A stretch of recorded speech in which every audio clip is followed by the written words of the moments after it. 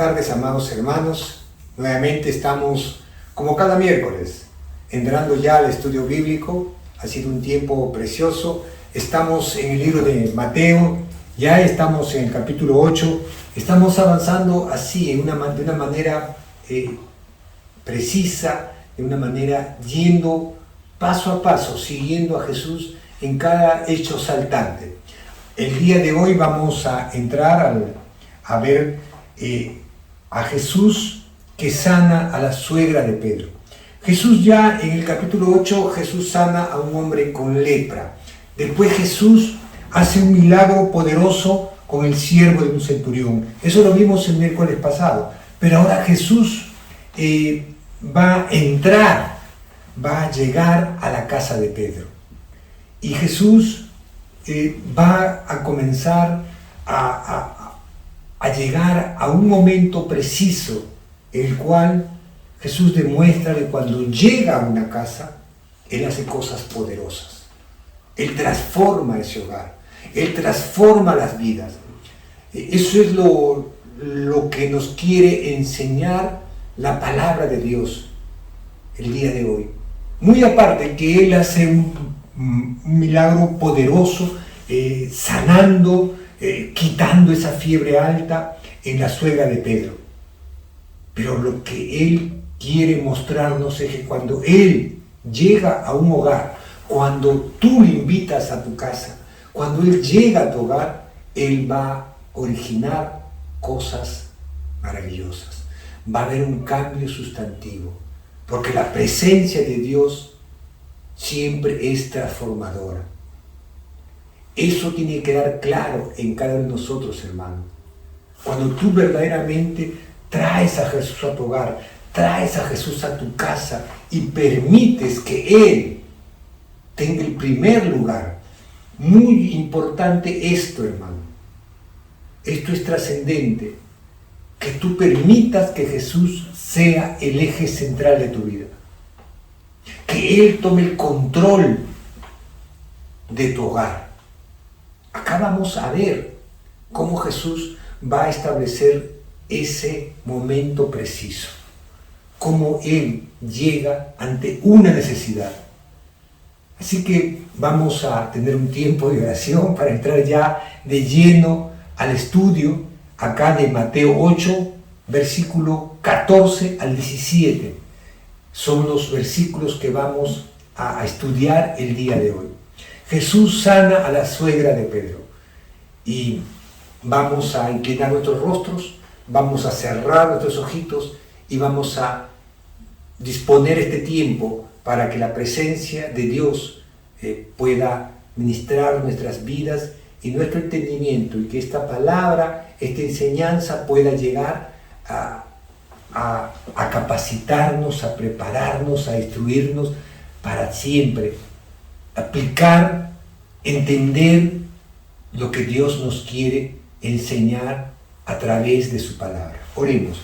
Amado Padre Celestial, te damos gracias por este estudio bíblico, Señor. Gracias por la disposición de cada uno de tus hijos y de tus hijas, y aún de aquellos amigos que nos siguen a través de las redes sociales, que esta palabra, Señor, está llegando a su vida de ellos. Transfórmalos, cámbialos con el poder de tu palabra, Señor, y de igual manera haz con cada uno de tus hijos, Señor, capacitándonos, preparándonos, instruyéndonos, Señor, para toda verdad, para que, Señor, tu palabra, que es tan poderosa, que penetra los tuétanos, las coyunturas, y que discierne todos los pensamientos del corazón, que discierna, que nos transforme, que nos cambie, bendito Dios. Gracias, Padre Santo, por este tiempo precioso, el cual disponemos para que tú, bendito Dios, a través de tu santa y bendita palabra, nos guíes. Amén y amén.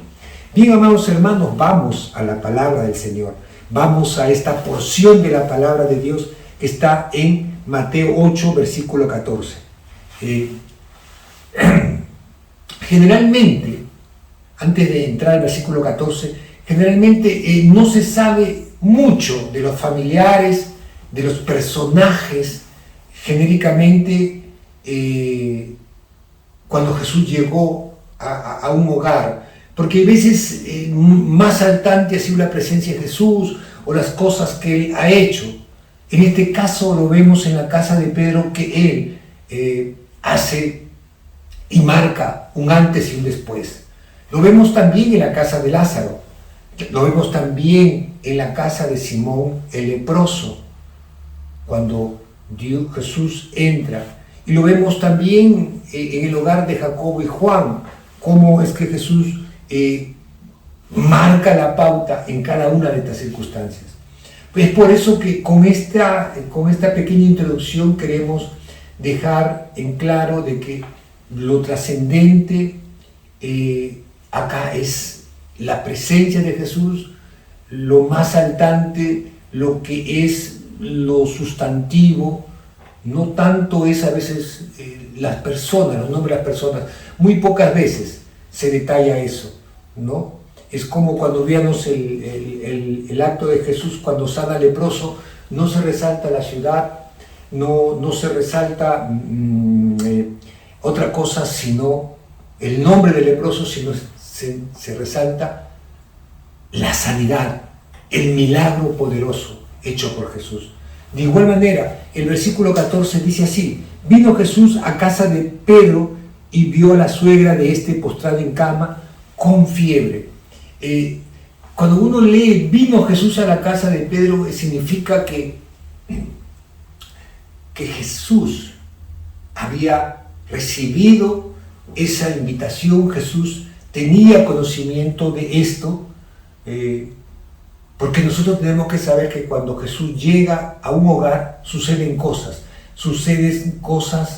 que son trascendentes, suceden cosas maravillosas, y eso quería marcar Jesús acá cuando llega a la casa de Pedro. El Evangelio de Marcos 1:29 nos dice que también esa era la casa de Andrés. Parece que era una casa familiar, multifamiliar, de tanto de Andrés como de Pedro, ¿no?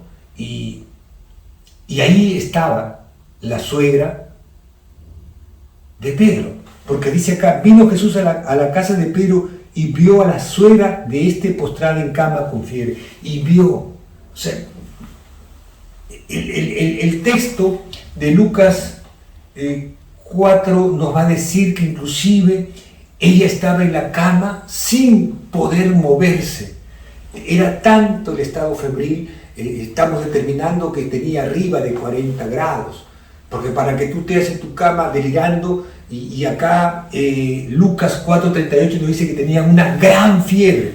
Acá simplemente Mateo nos dice que estaba postrada en cama con fiebre, pero Lucas nos va a decir que era una fiebre muy alta. Y cuando hay una fiebre muy alta, nos sentimos conmocionados, y nos dice acá que estaba con una gran fiebre, y acá me dice postrada en cama con fiebre. En otras palabras, no podía moverse. Por eso que tú te echas en tu cama. Es tanta la fiebre a veces que te produce estar delirante. Entonces, esas son las circunstancias en las cuales la suegra de Pedro, que estaba postrada en cama sin moverse, llega Jesús, y dice también el texto de Lucas 4:38, y búscalo, léelo en tu Biblia, también nos va a decir que rogaron por ella. Entonces, cuando Jesús llega a la casa de Pedro, él ya tenía un conocimiento de que había una persona enferma, y esta era la suegra de Pedro. Porque el texto de Lucas 4:38 dice que le rogaron por ella. Significa que le dijeron: maestro, la suegra de Pedro nos han informado que está con fiebre, no se puede mover. Hermano, y en esa época una fiebre alta, muy alta, que era una infección fuerte, podía ser un determinante para que la persona muera. Entonces, esa era la preocupación en ese momento. Entonces, los discípulos nos da a entender que le rogaron: maestro, por favor, anda a nuestra casa. No solamente los discípulos, Pedro también tiene que haberle dicho a Jesús que vaya a su casa. Y es que es así, hermano, cuando tú tienes una necesidad, cuando tú necesitas una solución, Tú tienes que acercarte y pedirle a Jesús que entre a tu hogar. Ese es el motivo por el cual resaltamos tanto el texto de Lucas 4:38 como el de Marcos 1:29, que nos dice que era una casa familiar, tanto de Andrés como de Pedro. Entonces, entendemos, y quiero dejar claro esto para que tengamos un determinante. Si tú tienes una suegra, es que tienes una esposa. Entonces, Pedro era casado, tenía esposa. El texto no se menciona a su esposa, pero se entiende desde el primer momento que tú tienes una suegra que tienes una esposa. No sabemos cuáles fueron los atenuantes que Pedro decidió dejar todo, dejar su pesca, que era el sustento de su hogar, y seguir al maestro. Indudablemente, cuando llegaron con esa novedad, ellos sabían que Él era el Mesías, que Él era aquel profeta que también mucha gente lo veía así como un profeta por las cosas que estaba haciendo. Pero Jesús fue claro, fue directo. La salvación ha llegado y la salvación era Él. Por eso, tanto Pedro como Andrés dejaron todos, dejaron sus redes, que era su sustento y su hogar, y le siguieron. Mira lo que dice el versículo 15. Tocó su mano y la fiebre lo dejó, y ella se levantó y le servía. Acá el texto nos dice que tocó su mano. Qué importante es ese toque, hermano. Qué importante es que tú recibas ese toque de Dios. Que tú le invites a tu casa y que sea tanta tu confianza, sea tanta tu fe, que recibas ese toque de Dios. Y ten presente lo que dice la palabra de Dios: al que a mí viene, yo no le echo fuera. Entonces, si tú vienes a Jesús, tú le buscas con fe, vas a recibir ese toque personal de Dios. Y Él va a obrar en poder. Dice, le tocó su mano. Marcos 1, versículos 29 y 30 nos va a decir, se acercó, tocó nuevamente, ellos resaltan esa palabra, lo tocó, y la levantó.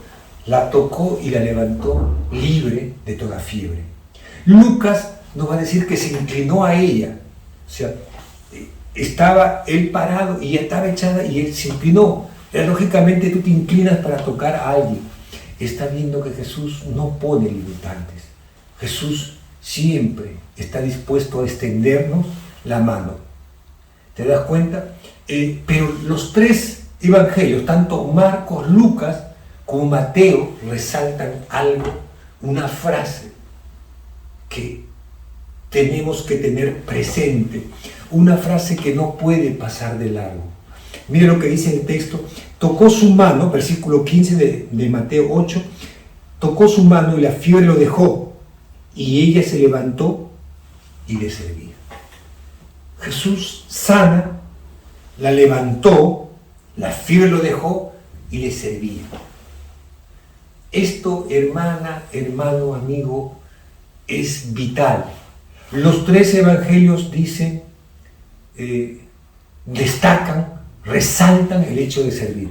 Y es así, hermano. A veces nosotros pensamos que Jesús, que el poder de Dios está para sacarnos de un problema y ya, olvídate. Me desatengo, soy ingrato, no soy agradecido, no quiero servir a Jesús. Y Dios trae libertad porque Él quiere que tú le sirvas, que haya gratitud en tu corazón, que tú puedas decirle: Señor, gracias porque tú has cambiado mi vida. Esta mujer sintió el poder de Dios en su cuerpo y lo primero que hizo fue servir a Jesús. Ella era una mujer dispuesta al servicio. La pregunta que tenemos que hacer nosotros: ¿tú estás dispuesto a cambiar tu vida y estar dispuesto a servir a la causa de Dios? Porque de repente tú estás con el chip que todos te sirven y que todos se sujetan a ti, y no quieres ese cambio, esa transformación. Y por eso te decía al comienzo, cuando Dios llega a un hogar, llega a originar cambio y transformación. Por eso esta mujer, Dios cambió la circunstancia negativa, la circunstancia adversa, lo sacó de una fiebre, lo sacó de una posible muerte. Estaba inmóvil, delirante en fiebre, más de 41 grados probablemente. Yo te decía más de 40, pero esa fiebre era, Lucas nos dice que era una gran fiebre. No sabemos el tiempo que ha estado con esa fiebre, pero desde el interín de que vinieron con la noticia, le ruegan a Jesús para que venga, ella ha estado padeciendo ahí. Es consciente de que Jesús llegó a su hogar y sucedieron cosas poderosas. Y ya sintió el poder del Señor, se sintió libre de esa fiebre y comenzó a atender a Jesús al Maestro. Era una mujer dispuesta para el servicio.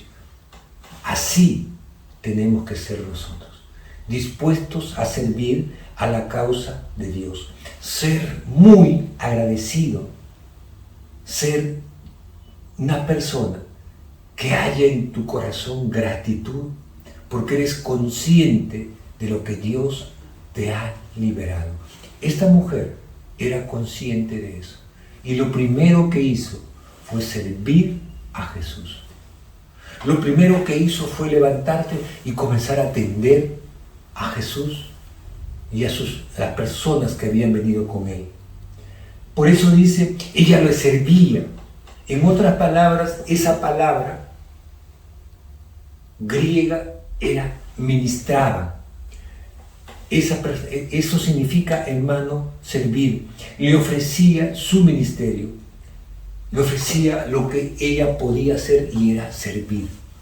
Ahora la idiosincrasia es un ministro de Dios, es un ministro de tal lugar y no viene a servir, sino viene a aprovecharse. La palabra ministro significa servir, ministrar, le ofrecía su ministerio. Ministrar al Señor significa servir. Así como uno ministra, está sirviendo, hermano, es un servidor. No es una persona que es todopoderosa, que no puede hacer una u otra cosa. Tú vienes a servir al Señor, a ser agradecido. ¿Me entiendes? Por eso en el griego, el original, la palabra servir era diaconeo, que viene de la palabra diácono, ¿no? Que son siervo, que es una persona encargada para el servicio. Por eso en las iglesias hay un diácono, que es encargado, una diaconisa, que es la encargada del servicio, de atender, de acomodar a los hermanos. Esa es la palabra diaconía, servicio, servir, ¿no? O diaconeo, que significa también servir. Mira, las tres similitudes de la palabra en griego son distintas, pero ambas inciden en el servicio, en servir, en atender. ¿Te das cuenta? Y es que esto es importante, hermano, el servir al Señor. En Mateo 4 vemos que después que Jesús ha pasado esa gran prueba, dice que los ángeles le servían. Después que Jesús pasó la tentación en el desierto, los ángeles le servían. Y es que nosotros tenemos que ser agradecidos y servir. Por eso en Mateo 20:28, Jesús es claro, dice, el Hijo del Hombre no vino a ser servido, sino a servir y a dar su vida, el rescate por muchos. ¿Te das cuenta? Jesús es claro. Aquí en Mateo 20:28, si tú lees el 27 y el 26, vas a entender, hermano, en esencia lo que Jesús quiere establecer, lo que es el servicio. No quiere que tú te enseñorees. Dice, entre los hombres, los que quieren ser grandes, pero no, el que quiere ser mayor, sea el siervo de su hermano. Eso es algo que no entra en los hombres, en las personas. Queremos siempre ser servidos. Y Jesús está buscando servidores, está buscando diaconeo, gente que esté dispuesta a servir, trabajar en la obra de Dios. Eso es ser agradecido, hermano. Esta mujer es consciente de esa realidad. ¿Te das cuenta? Y subsecuentemente, en el versículo 16, mira, Jesús hace esto. Jesús transforma la vida de estas personas. Y sucede, mira lo que sucede en el versículo 16. Y cuando llegó la noche, trajeron a él muchos endemoniados, y con la palabra echó fuera a los demonios y sanó a todos los enfermos. La noticia corrió por el entorno. Y dice, cuando llegó la noche, ya le habían servido, ya los habían atendido, ya se habían alimentado, ya se habían refrescado, ¿no?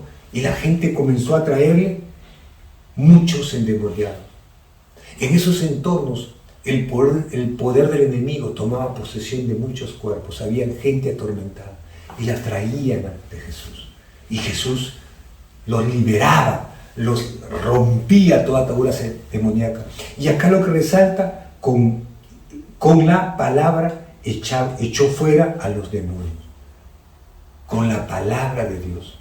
Qué importante es este texto, con la palabra. A veces creemos nosotros que en nuestra fuerza, hablando fuerte, no, hermano. Es el poder de la palabra de Dios. Y sanó, dice, a todos los enfermos. No dice a algunos, sino a todos. La gente le traía ante Jesús sus enfermos para ser sanados. Qué tremendo es la presencia de Dios. Y mira lo que dice el versículo 17.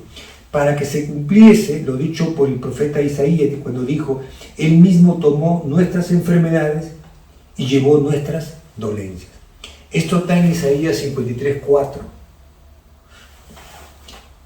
Vamos un ratito a Isaías 53. Te he dado distintos textos y no le hemos buscado. Quiero también que tú tengas esa afinidad de poder buscarlo. Vamos a Isaías 53:4. Amén. 53:4, que dice así: ciertamente Él llevó nuestras enfermedades y sufrió nuestros dolores, y nosotros tuvimos por azotado, por herido de Dios y abatido. Mas Él fue herido por nuestras rebeliones, molido por nuestros pecados, y el castigo de nuestra paz fue sobre Él, y por su llaga nosotros fuimos curados. Es un texto poderoso, es un texto de sanidad, pero Él curó a todos los enfermos, porque como acabamos de leer en Isaías 53:4, ciertamente Él llevó nuestras enfermedades y sufrió nuestros dolores. Él sanó, restauró y llevó todas nuestras enfermedades.